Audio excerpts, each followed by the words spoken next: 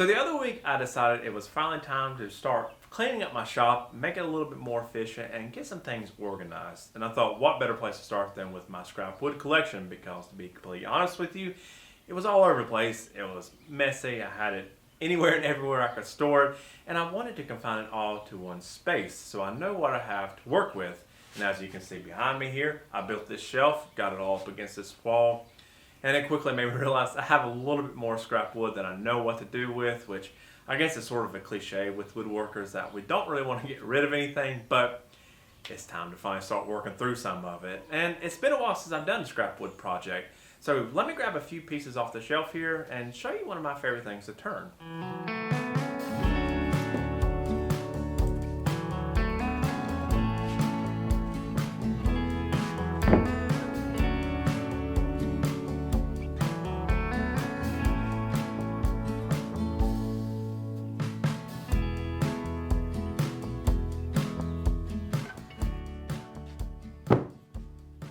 So since it's springtime, things are blooming and things are starting to look really pretty, I thought let's do something that's plant related, something that's a little bit more spring themed.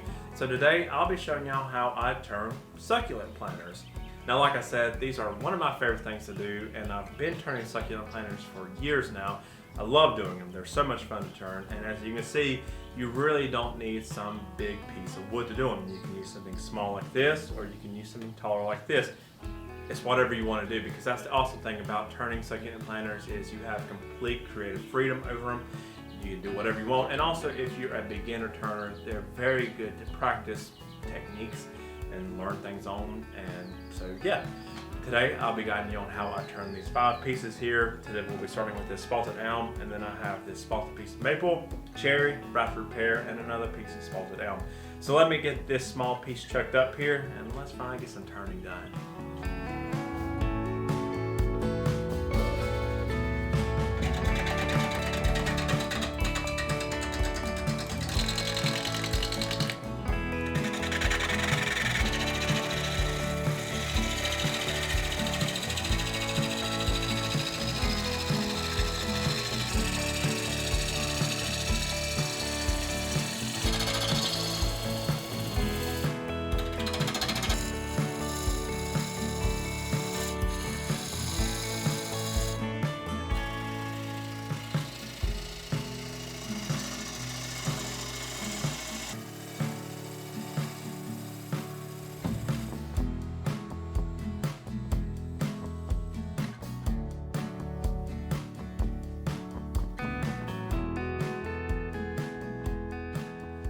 Alright, well that is pretty much it for the outside and any shaping. Now as far as this one goes, I wanted to keep it simple, like as far as the shape and the design goes, because the spalted wood is beautiful and I don't really want to take away from that, and it's kind of my theory that I use for when I turn bowls. You know, if it's something really intricate and it has very pretty grain and patterns all through it, I like to keep the outside shape fairly simple, so that way the grain in the wood is the center of attention and not the actual turned aspect of it, if that makes any sense. So I just applied that theory to this here. So all that's left is just to sand it up, clean it up, and then once I do that, I'll flip it around, put it in the chuck here, get the outside or the inside scooped out, and yeah, that's pretty much it as far as the design or the turning aspect goes. So let me do that. Let me get the center plugged in so we can get this thing cleaned up and flipped it around.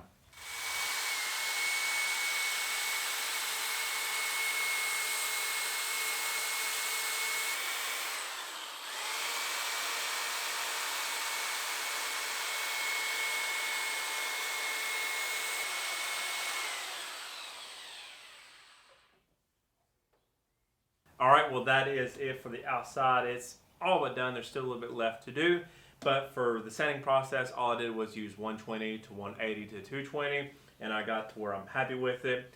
You know, I don't hold something like this to the standard that I would a salad bowl or anything like that, so it doesn't necessarily have to be perfect. You know, I'm okay with a few flaws. However, I'm really happy with the way this looks. I think 220 feels great. It doesn't have to be silky smooth. Anyways, all that's left now to do is the inside here. Now in my experience with turning planters like this, you want the planter size to be at least 2 inches in diameter, and it can be bigger. So theoretically, you could just clean up the surface here, and if you have, say, a drill bit adapter or a chuck adapter for your tailstock, you could put a 2-inch Forstner bit, hollow out the inside, and call it a day. I've done that plenty of times in the past, and it's always worked. I've never had an issue with it. However, with this piece being a little bit bigger, than what a 2-inch hole would look good in, I'm going to just turn it like I would a bowl. So I'm going to use my gouge, clean it up, and just do it that way. So really, at the end of the day, this is just a small little bowl. So let me grab my gouge, get this done, then we can flip it around, turn that tenon off, and we'll almost have our first planter finished.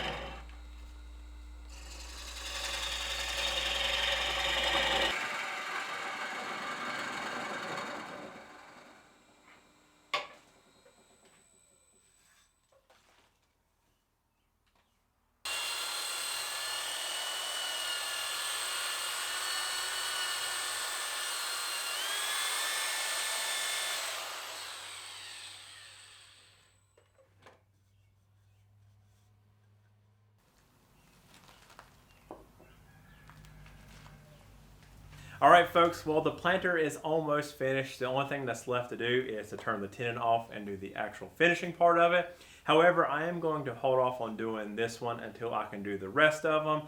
So with that said, it is getting late in the afternoon now. I'm going to go on and call it a day, and I'll get started on those first thing in the morning. So anyways, guys, I will see y'all tomorrow.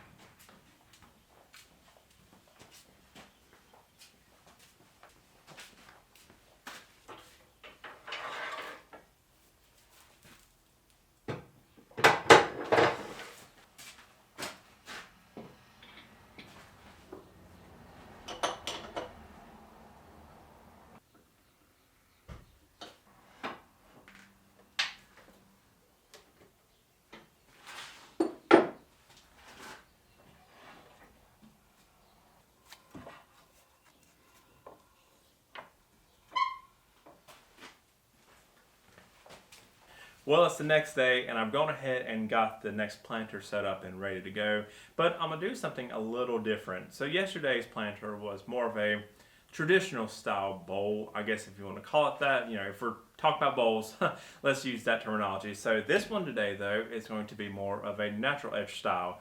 And I thought that would look kind of cool with the plant, with the, I guess, the edge of the wood, or whatever you want to call it, the natural edge of the wood, and in contrast with the plant. I thought that would actually look really neat. And like I said yesterday, with planters like this, you have a lot of creative freedom with them, so it doesn't hurt to experiment and just see what it looks like.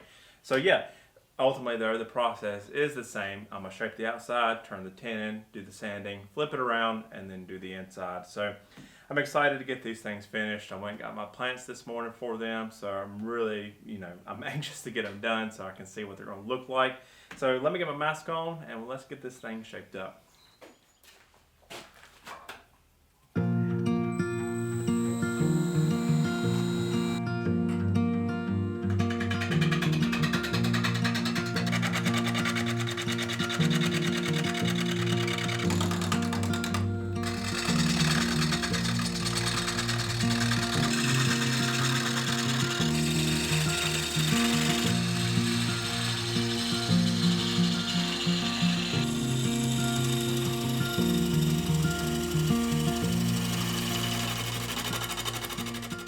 Well, the natural edge planter is almost ready to be flipped around. However, as I was shaping it, there were some voids and cracks in here that I'm not necessarily comfortable with just leaving completely natural. So what I've gone and done is taken some CEA glue and put into them to sort of add a protective layer, just in case any sort of like water or dirt or anything like that gets into them. They don't cause any long-term issues, because truthfully, I really like the way the open void looks. You know, I don't want to completely fill it in, so that's why I've just gone and taken, I think, medium thickness CEA glue, put into it, and just let that act as a protective barrier.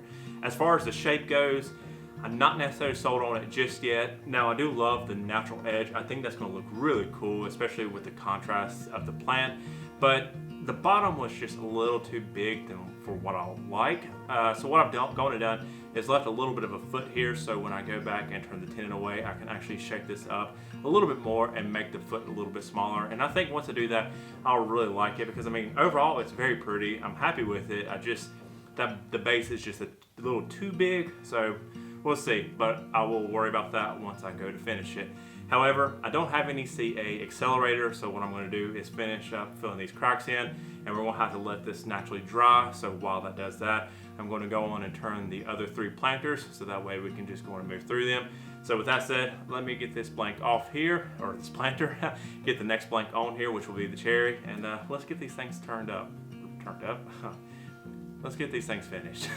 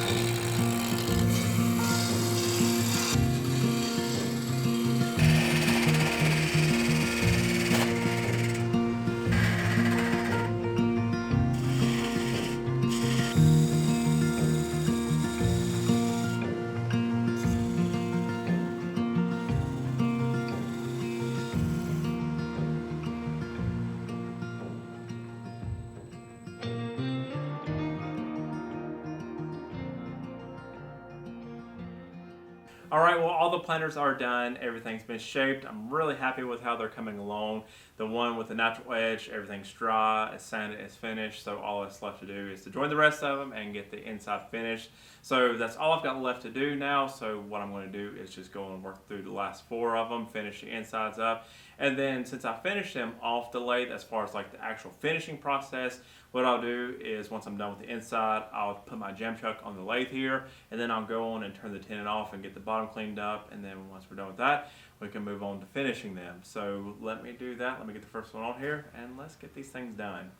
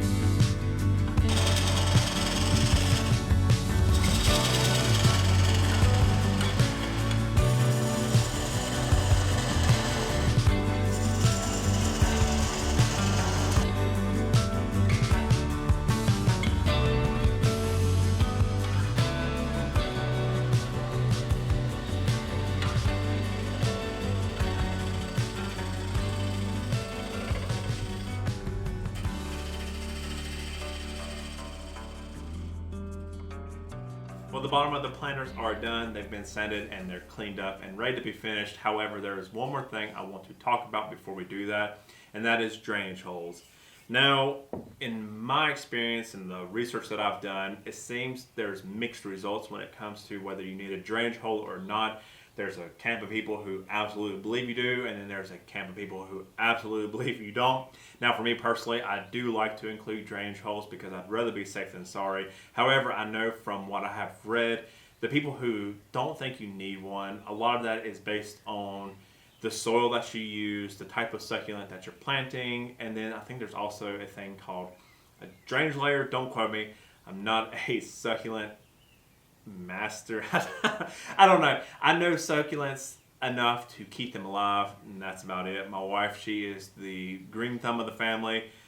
For me, I water them. That's about it.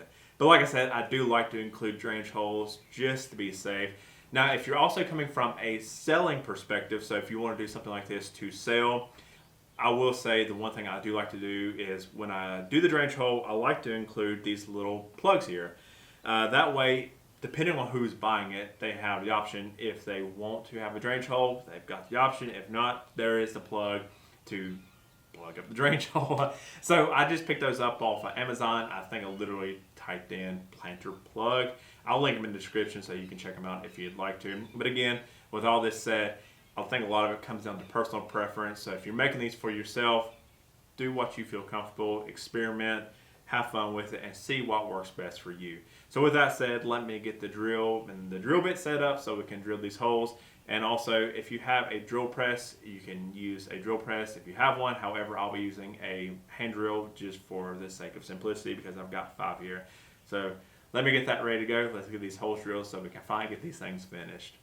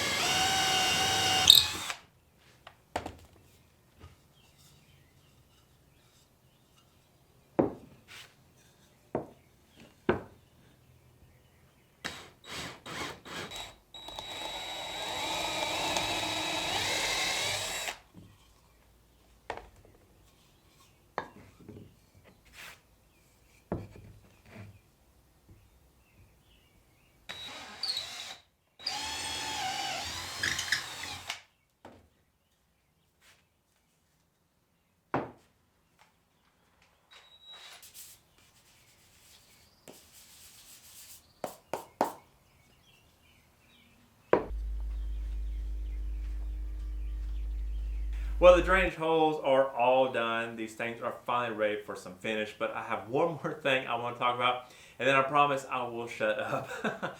So when it comes to finishing these planters, you really want to take into consideration what finish you use. Because like on the inside, you know, you've got the soil, you got your dirt, the water, all that stuff that's in contact with the wood, and if you don't properly finish it, it could definitely cause some long-term issues. So for me personally, I like using epoxy. It's one of the rare occasions that I use epoxy, but I've been doing it for years and it's always worked out really well. So what I'll do is I'll just take a small batch of it, take a cheap brush, and then I'll just coat the inside with 1 or 2 layers, and that's it. It's always worked, you know, and so I continue to do it. Now for the outside, I like using tung oil, more specifically Real Milk Paint Company's half and half tung oil. And what I mean by half and half is just tung oil that's mixed with citrus solvent. That helps with the consistency. It makes it a little bit more runnier, and it also helps with the drying. And also another finish I like using is Tried and True's varnish oil. I believe it's a varnish oil. It's the one that has the resin, the natural resin within the finish. Love using that stuff. It's a great finish, and that's actually what I'll be using today because I don't have any tung oil and I have just a little bit of the varnish oil left. So that's what I'll be going with. But like I've mentioned multiple times in this video, when it comes to a project like this, have fun with it and experiment. You could try different things. Like if you don't want to use the epoxy, you could definitely try something like polyurethane. Off the top of my head, I don't know why it wouldn't work. I would probably go with multiple coats of it. Again, have fun and experiment with what you have and just see what works for you in your process. And you know, that's the beauty of this is you can knock out 5 of these yourself. You could do one with drainage holes, one with no drainage holes, one with an epoxy finish, one with a polyurethane, one with just a whole varnish finish or tongue hole. Whatever your heart desires, you can experiment, because that's, to me, is one of the best ways to learn is trial and error and just see what happens. So anyways, enough of my preaching. Let me get my epoxy ready and get the finish and everything ready so we can finally get these things done.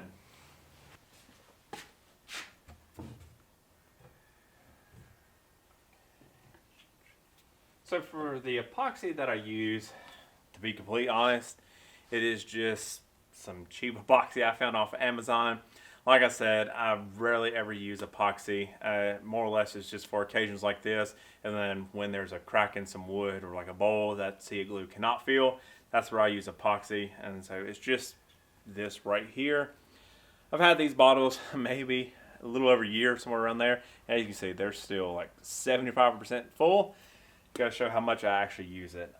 You know, if you want to do something or use something that's a little bit more higher quality, Total Boat is a really popular brand, and I know it's a great epoxy. So if you want to do something like that, by all means, do what you want to do.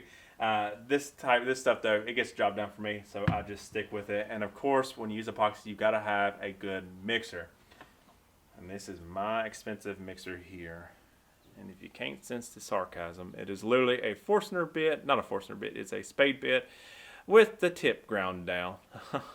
Yeah, using really high quality stuff around here. Love expensive tools. Nah, I'm just joking. It gets the job done. It is what it is. So yeah, let's get this stuff mixed up.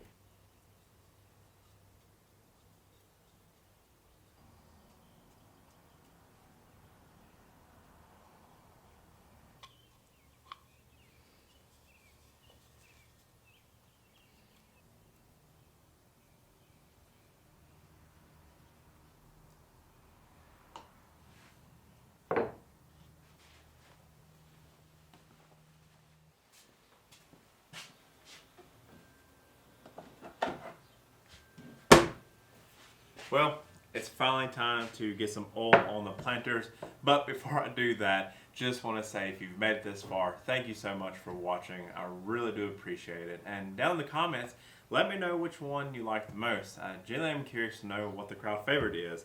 But with that said, thank you again. I'm going to get these things finished up, and I will catch y'all next time.